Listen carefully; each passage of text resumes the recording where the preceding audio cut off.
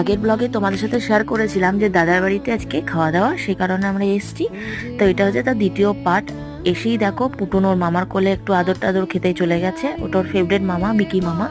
তারপরে ওকে চান করিয়ে দিলাম, সেদিকে প্রচুর ব্যবসা গরম ছিল। তারপরে ওর খাওয়ার টাইমও হয়ে গেছে। ওর খাবার নিয়ে আমি খাওয়াতে বসে পড়েছি। এদিকে বৌদিও ছেলেটাকে খাওয়াচ্ছে। তারপরে আমার ছেলেটাকে খাইয়ে আমি এখন দেখতেই পাচ্ছ দাদার ছেলেকে খাওয়াচ্ছি, কারণ বৌদি গেল সবার জন্য খাবার টাবার রেডি করতে। বেলা হয়েছিল, খাবার টাইমও হয়ে গিয়েছিল। ওকে খাওয়ানো মানে একটা যুদ্ধ। আমার ছেলেকে যা যুদ্ধ করতে হয় তার 3 ডবল ওর পেছনে করতে হয়। তো ও আমাকে একটু ভয় পায় বলে খেয়ে নিল। তারপরে দেখো আমাকে দিদি খেতে দিয়ে দিল। এইখানে রান্না কি কি হয়েছে সেটাই বলি। দেখতেই পাচ্ছ ইলিশ মাছ করেছিল সর্ষে দিয়ে, আর পটল ভাজা, আর খাসির মাংস, ডাল ছিল। আর সম্পূর্ণ রান্নাটা কিন্তু আমার দাদাই নিজেই করেছিল, বৌদি হেল্প করে দিয়েছিল। খেয়ে দিয়ে তো সেই টানা এক ঘুম দিয়েছি, উঠে দেখছি প্রচুর মেঘ করেছে। আমি ফটাফট করে আবার বাড়ি চলে এলাম। দেখতেই পাচ্ছ